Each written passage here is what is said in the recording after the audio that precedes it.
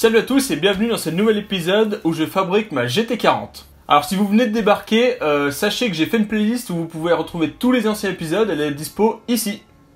N'oubliez pas que vous pouvez liker mes vidéos et les partager et surtout vous abonner à la chaîne pour que ça puisse m'aider dans la suite du projet. Surtout que je vous prépare du lourd, donc vraiment ça en vaut la peine. Et sans vous, ça va être un petit peu plus compliqué. Vous pouvez aussi aller sur mon Instagram, Benjamin Workshop, donc les liens sont en description. Je poste des stories quand je suis à l'atelier en train de fabriquer la voiture. Et je vous mets 2-3 petites anecdotes, etc. comme ça. Je vous demande aussi des conseils. Mais aussi, je vous dis quand je vais à des events ou des salons, genre Époque Auto à Lyon, je dis ça comme ça, ou le salon de Genève, donc plus côté Rhône-Alpes, je suis désolé pour les autres, après je vais peut-être me déplacer, je sais pas encore. Mais en tout cas, je vous dis tout sur les stories Instagram, donc allez vous abonner sur Instagram. Et si vous voulez me partager votre projet, il suffit d'ajouter le hashtag faut que c'est propre à votre description de post Instagram. Et j'aurai accès à votre projet, donc c'est beaucoup plus simple pour moi. Et en plus, je peux les repost sur mes stories, donc voilà, c'est plutôt cool. Donc au final, il faut aller me follow sur Instagram. Dans cette vidéo, on va vraiment s'attaquer à l'adaptation de la carrosserie. Je peux vous dire que la GT40, c'est pas du tout un cadeau pour ça. C'est vraiment la grosse merde à adapter. Si on compare par exemple à une AC Cobra, qui elle est une coque en un seul morceau, la GT40, il y a un capot avant, il y a un capot arrière, il y a des bas de caisse, il y a des portes, il y a un toit, il y a plein de trucs, alors que l'AC Cobra c'est un bloc, ça fait toute la voiture, il y a juste deux portières et le capot qui se détache avec des charnières, sinon c'est monobloc. Donc sur la GT40, tout doit être ajusté au poil, et ça, c'est un petit peu, c'est pas facile. Et pour couronner le tout, la voiture n'est pas symétrique. Je vais vous expliquer tout ça. En gros, sur la GT40, si on compare le côté gauche et le côté droit, il y a des petits écarts de cote qui varient de quelques millimètres. Donc il me semble que je vous l'avais déjà dit, mais la carrosserie, c'est pas moi qui l'ai fabriquée, c'est un artisan français qui me l'a fait. Et donc il faut savoir que ces petits défauts de décalage de millimètres entre la gauche et la droite, par exemple, c'est pas du tout dû à la fabrication de l'artisan, c'est vraiment la carrosserie, c'est vraiment la voiture qui est comme ça, c'est la GT40. Les originales sont comme ça, donc on peut rien y faire. Alors pour expliquer ces petits défauts de symétrie entre la gauche et la droite, j'ai ma petite théorie. À l'époque, je pense, enfin c'était le cas, pour faire une carrosserie on utilisait de l'argile pour faire le prototype. Alors c'est une technique qui est toujours utilisée en design il me semble, pour vraiment avoir la voiture, pour avoir vraiment la voiture devant les yeux matérialisée, pas que en 3D. Et à l'époque, je pense qu'ils utilisaient vraiment cette argile-là, ce modèle en argile pour faire la vraie carrosserie. Et vu qu'on n'avait pas les techniques de maintenant, au niveau des symétries, c'était pas tout à fait ça. Et donc, c'est ce qui explique cette variation de cote entre les deux côtés. Alors maintenant, toutes les voitures sont, pour la carrosserie en tout cas, je pense, elles sont symétrique parce qu'on utilise des logiciels 3D, donc qui nous permettent de faire un côté et de faire le côté miroir, donc avoir exactement la même chose.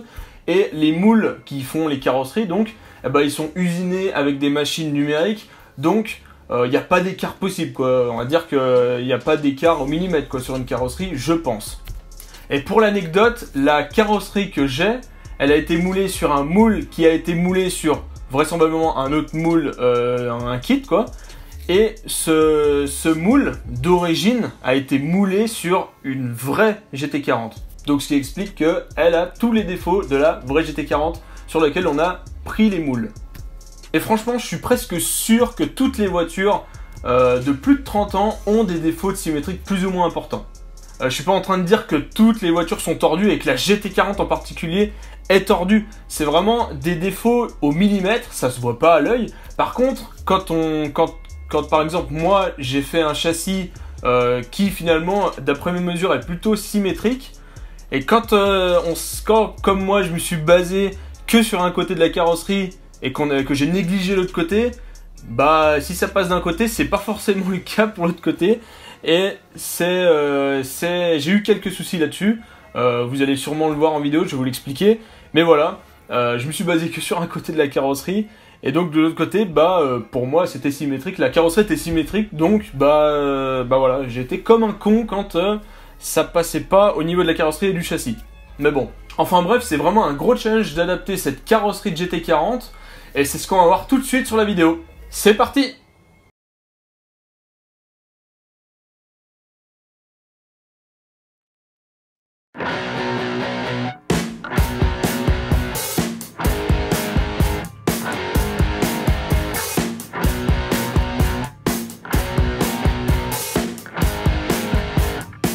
Je commence par faire le support carrosserie avant. Il sert aussi à tenir le radiateur moteur. Pour ça, j'utilise des tubes de récup, c'est mon petit côté développement durable, à défaut de rouler en V8.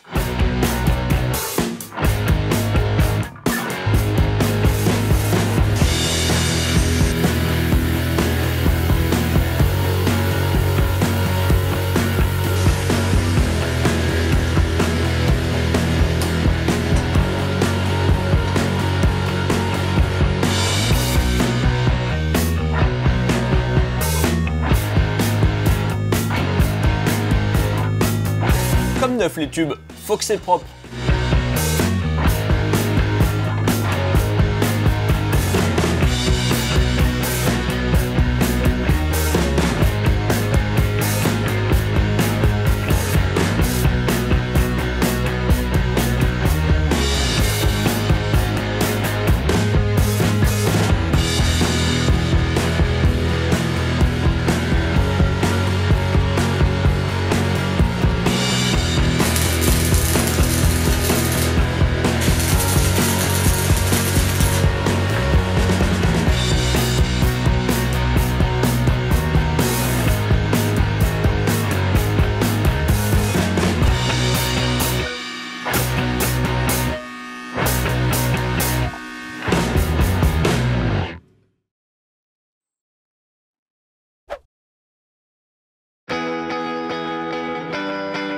Il est temps d'assembler ce petit bout de ferraille sur le gros bout de ferraille.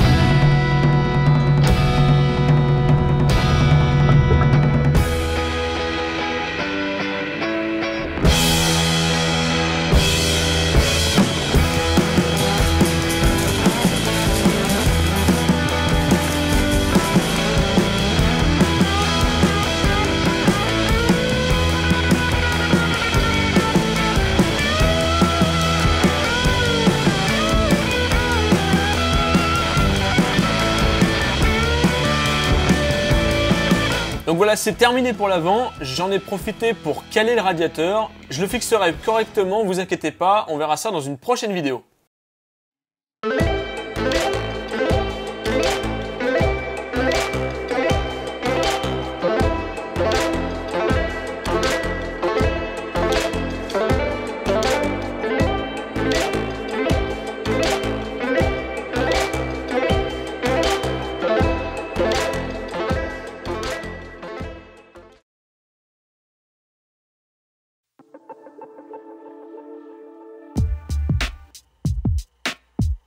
Autour du support arrière, celui-là il sert juste à maintenir la carrosserie, t'auras compris qu'il n'y a pas de radiateur à l'arrière.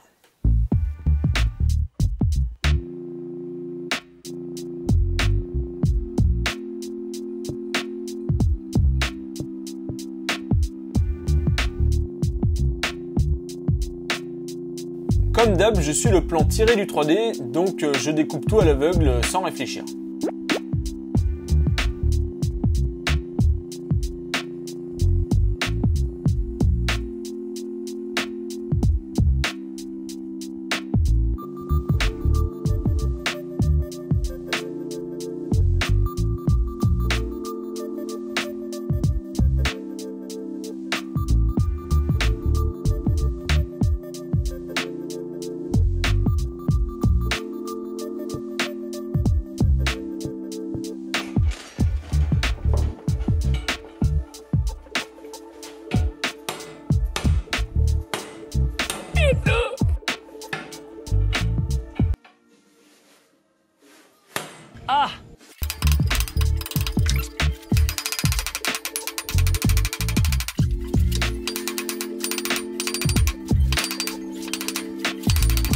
A few moments later.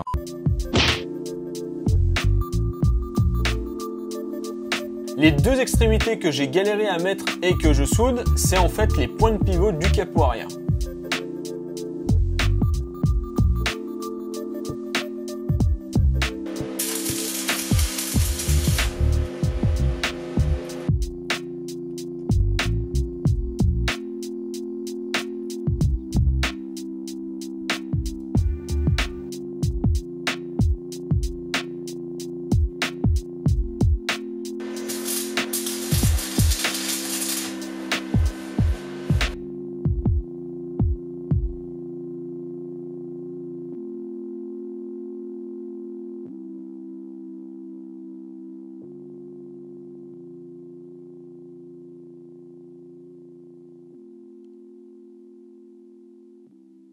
Bon voilà, mes supports avant et arrière sur le châssis sont terminés. Maintenant, on va s'attaquer à l'adaptation de la carrosserie. Bon, comme je vous l'ai dit au début, la carrosserie de la GT40, c'est pas facile à adapter. Et donc, il faut trouver des petites astuces pour que ça fonctionne bien. Alors, la première partie que j'ai voulu vraiment adapter, c'est la partie centrale. Donc, les montants de porte où on voit le contour du pare-brise et les montants de porte. Et donc, ils font le toit. C'est la partie centrale. J'appelle ça la partie centrale, du coup. Et cette partie, le problème c'est qu'elle est complètement souple.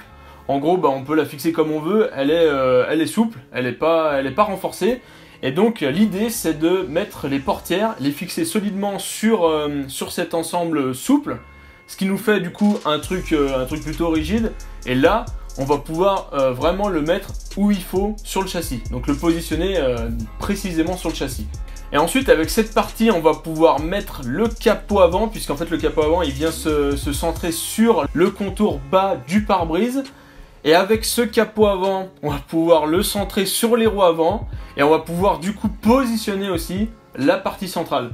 Ouais, je sais, ça se mord la queue, mais c'est comme ça.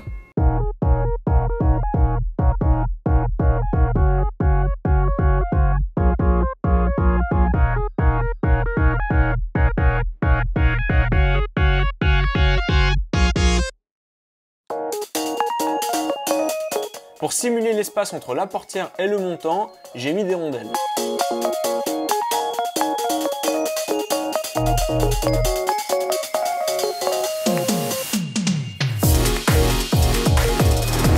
Alors c'est un peu la boucherie, mais les trous je les boucherai à la résine, c'est vraiment pas grave.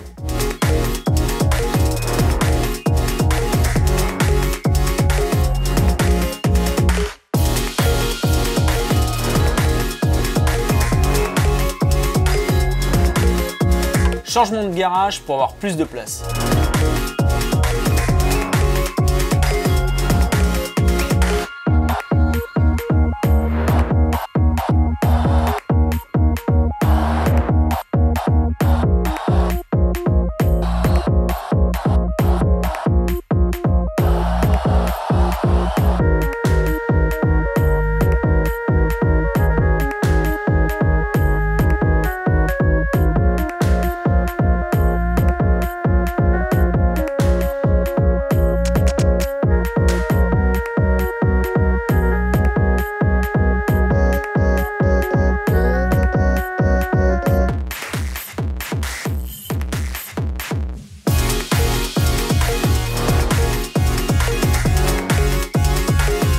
Ensuite, c'est séance de tapotement pour que tout soit bien centré sur les roues avant pour positionner le bas du pare-brise. Le capot me centre la partie centrale. Une fois bien mis, je peux le dégager pour fixer le centre.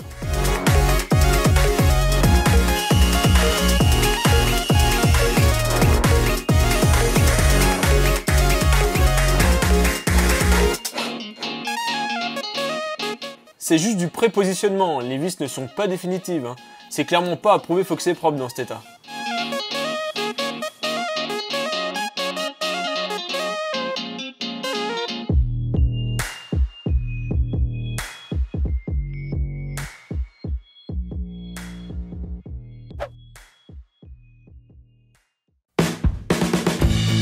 Je fixe tout ça car il faut finir ce châssis avant sa mise en peinture. Mais il manque des tubes pour les charnières de porte, pour ça que j'ai mis les portières.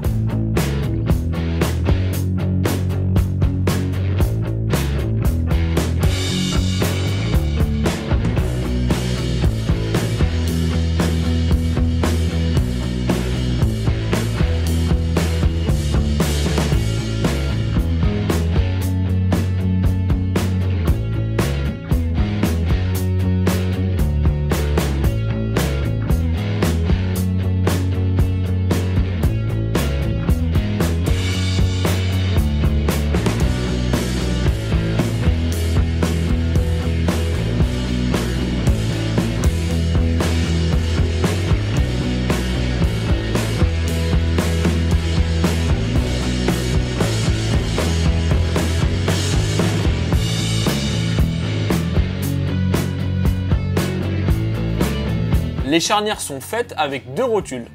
Ces trous oblongs me permettent du réglage car oui, ça va s'avérer utile.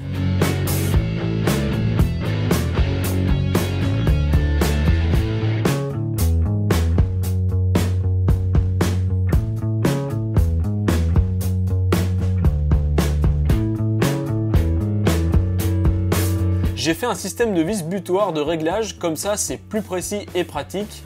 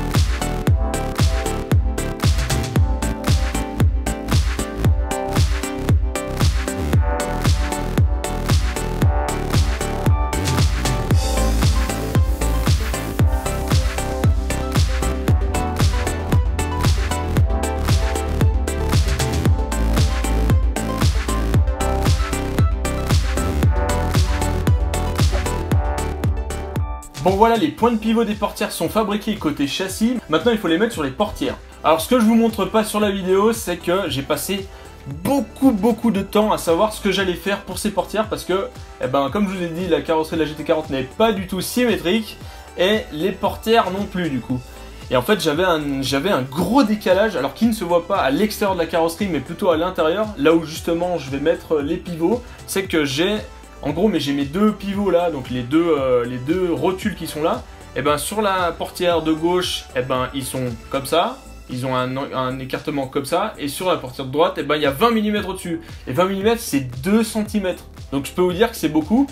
Et vu que je me suis basé à l'époque, en faisant ma conception, je me suis basé sur le côté gauche, l'écartement il est plus petit, et du coup mon châssis il est bon côté gauche. Par contre côté droit, ma rotule, je sais pas si vous allez peut-être le voir dans les images qui vont suivre, mais j'ai dû un petit peu couper le tube qui est au-dessus de cette rotule parce que la rotule était complètement dans le tube.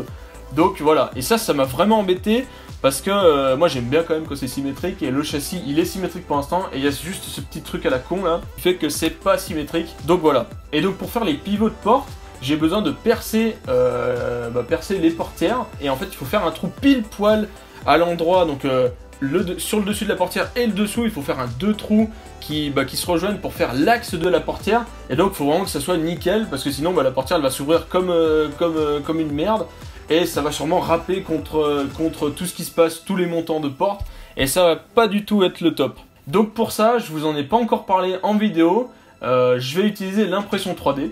Alors l'impression 3D, moi ça fait très longtemps que je suis dessus, j'avais toujours été fasciné par cette technologie. C'est vraiment dingue de voir que on peut sortir un 3D comme ça et l'avoir dans les mains 30 minutes après. Je trouve ça dingue, donc j'ai plein de petites pièces que j'imprime. Par contre, je vais pas mettre de pièces imprimées dans la voiture. Il y en a beaucoup qui me demandent des fois si je peux imprimer une pièce et voilà que c'est fini machin. Par contre, non, moi en fait, je trouve que ces pièces ne sont pas assez durables pour être dans une voiture. J'ai un exemple tout simple, tous les ans, je réimprime mon support pour smartphone pour la voiture parce que, avec la chaleur du soleil, quand t'as plus de 40 degrés dans l'habitacle, ton support, et après, le téléphone, il se casse la gueule, et après, t'as tout gagné. Donc non, je ne veux pas utiliser de pièces imprimées dans la voiture pour cette raison. Par contre, ouais, ça me sert à faire des outils. Donc là, on va voir un exemple concret d'outil. C'est un outil que j'ai fait qui va me permettre à faire un petit point à l'endroit où il faut percer exactement.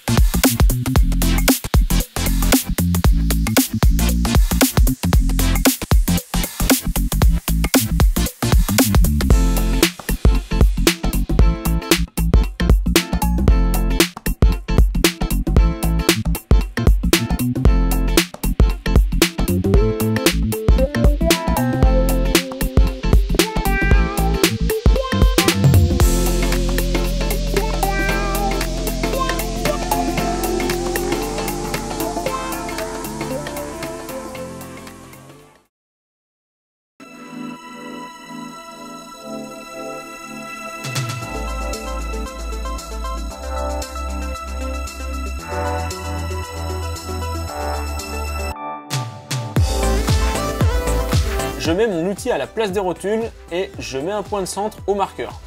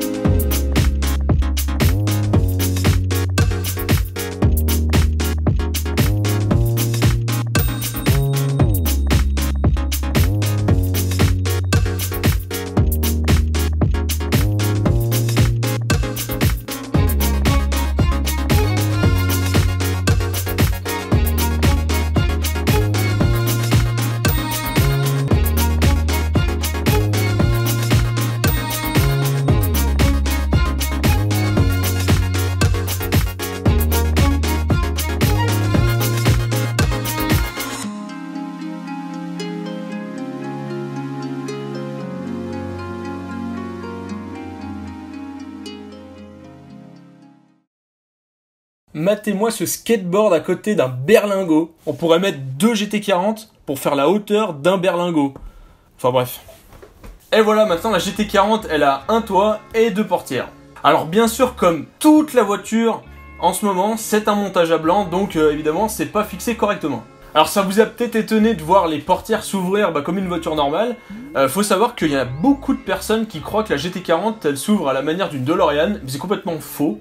Et je vais vous expliquer pourquoi, à l'époque, Ford avait fait des portières comme ça. Alors ce petit décroché au niveau du toit, et donc la portière qui fait en fait office de toit, c'est vraiment fait en sorte pour qu'on puisse accéder à l'habitacle de la voiture facilement. Comme vous avez pu voir, j'ai bien galéré, je galère beaucoup à rentrer dedans avec ma souplesse hors norme. Donc heureusement qu'il y a ce petit décroché au niveau du toit, sinon c'est complètement impossible de rentrer dans cette bagnole. Évidemment, je vous décris pas la sensation que j'ai à rentrer dans cette bagnole que j'ai fabriquée de mes mains, c'est complètement dingue aussi. Que je commence à vraiment avoir l'environnement de la voiture avec le tableau de bord et un toit, enfin il y a vraiment tout ce qu'il faut à part les sièges. Mais voilà, il y a vraiment tout l'habitacle, enfin je veux dire on est dans une enceinte, vraiment dans une ambiance. Et voilà, c'est tout ce que je peux vous dire là-dessus, je suis désolé. Mais voilà, c'est dingue. Comme d'hab, n'hésitez pas à liker la vidéo si elle vous a plu, à la partager aussi si elle vous a plu, et à la commenter parce que si vous avez des questions, je peux y répondre. Donc n'hésitez surtout pas dans l'espace commentaire. N'hésitez surtout pas aussi à vous abonner, c'est très important pour la suite.